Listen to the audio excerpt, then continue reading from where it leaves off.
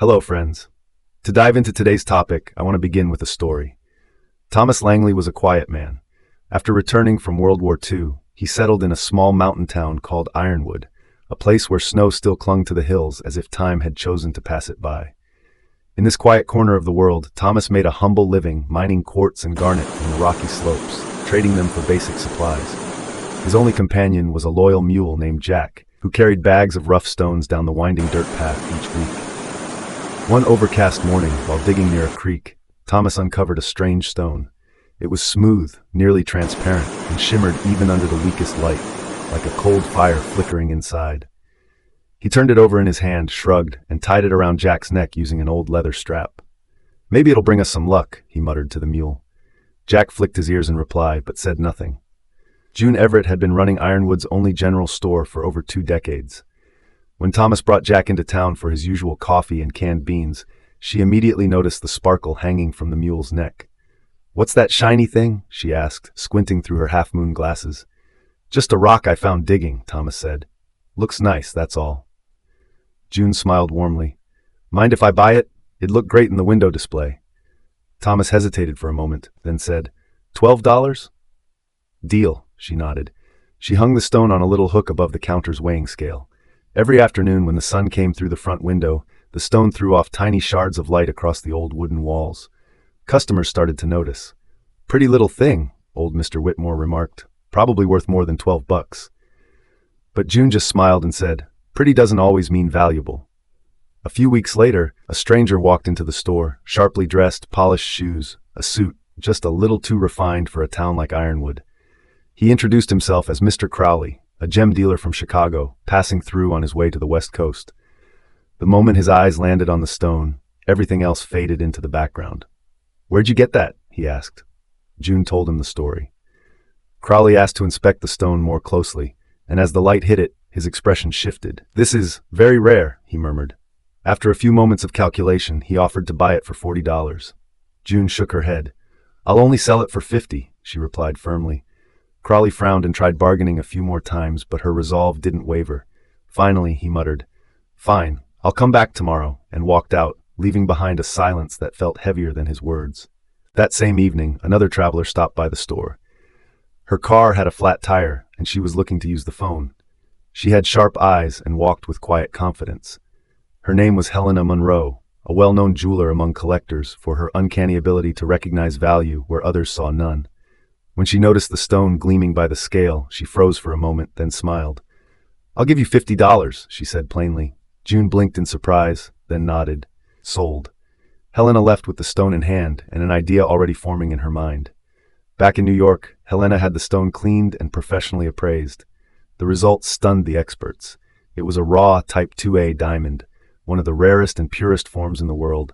Helena commissioned a custom ring, a platinum band shaped like winter branches, cradling the gem like a frozen breath. When the ring was unveiled at the Marquette auction house, it turned heads and was sold for $250,000. The press named it Winter's Breath, a masterpiece born from obscurity. A few days later, Crowley returned to Ironwood, confident and ready with his $50 offer. "Where's the stone?" he asked.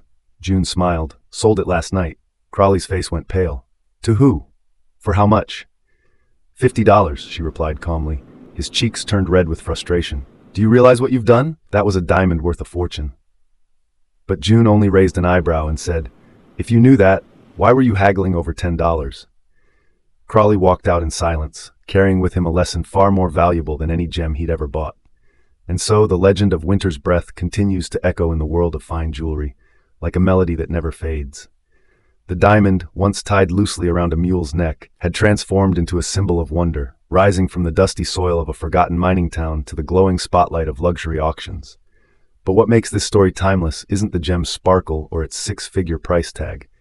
It's the quiet truths buried within it, waiting like uncut stones for someone wise enough to see them. First, the story teaches us about stinginess, not the kind born of wisdom, but the short-sighted kind that lets great things slip away over pennies.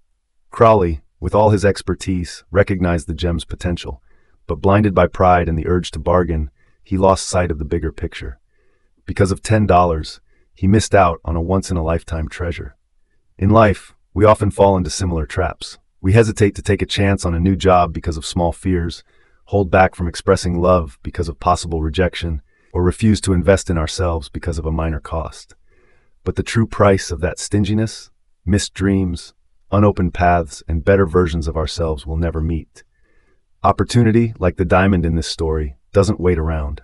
It shows up quietly, without announcements or fanfare. Thomas Langley found it while digging through dirt. June Everett saw it as something to brighten her store. Only Helena Monroe, with her sharp eye and bold decision, recognized its true worth and acted. That's how life works too. Big opportunities often come disguised as something ordinary, and only those who pay attention and act quickly get to keep them. A job offer, a random conversation, a flash of inspiration, they could all be your diamond. But if you hesitate, if you wait for the perfect moment, someone else will claim it, just like Helena walked out of Ironwood with a gem in her pocket, and Crowley was left standing in regret. Procrastination, as this story makes painfully clear, is the silent enemy of growth. Crowley had every chance to buy the gem, but he chose to wait, convinced he could strike a better deal the next day. Just one night, and the opportunity was gone forever. In life, we often tell ourselves the same thing. I'll start learning that new skill tomorrow, I'll call that old friend next week, or I'll chase my dream next year. But time doesn't wait. And each time we delay, we quietly push ourselves further from what could have been. The old saying, don't put off until tomorrow what you can do today, isn't just good advice, it's a truth forged in regret. Life is built moment by moment, and every moment we let slip is a brick missing from the foundation of our future. The story of Winter's Breath isn't really about a diamond. It's about how we live, how we choose, and how we see the world. Each character, Thomas, June, Crowley, Helena, reflects a part of us. Sometimes we're like Thomas, unaware of the value we're holding right in our hands. Other times, we're like June, content with the surface, never asking what more might lie beneath. Occasionally, we become Crowley, blinded by hesitation, pride, or greed, and lose what we knew deep down was rare. And on rare, shining days, we become Helena, the one who sees the opportunity, acts without delay, and turns an overlooked stone into a masterpiece. But perhaps the most important message this story carries is this. The world isn't short on diamonds. They're everywhere, in ordinary moments, in people we meet, in the challenges we face. What's missing, sometimes, is the vision to see them. And when we stand before opportunity, whether it looks like a rough stone, a chance encounter, or a quiet whisper in our heart, the difference between success and regret often comes down to one thing: a decision. Not a grand sweeping one, but a decision made at the right time. One that's not delayed, not second-guessed, not lost in the noise of doubt. And if there's anything that lingers long after the sparkle fades, it's not the brilliance of the diamond, but the moment we realize we once stood before something priceless and walked away. Not because we were unworthy, but because we lacked a little courage, a little wisdom, or were simply too busy counting pennies while ignoring the treasure. That moment, that chill of realization, is one of life's greatest teachers. It humbles us, it sharpens us, and it teaches us to look deeper, because true value rarely shows itself on the surface. So listen closely to the whisper of opportunity. Train your eyes to see beyond the ordinary, and most importantly, take action. Not tomorrow, not later, now. Because life, like the Winter's Breath diamond, only shines when it's placed in the right hands, at the right time, under the right light. Don't let your diamond remain tied around the neck of a mule, waiting for someone else to come along and recognize what you didn't. I hope you found this video helpful. If you enjoyed today's video, be sure to hit the like button. It might seem like a small thing, but because of how the YouTube algorithm works, videos with more likes tend to get shown to more people.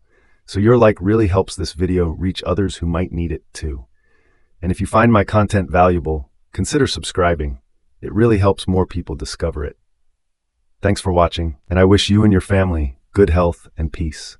See you in the next video.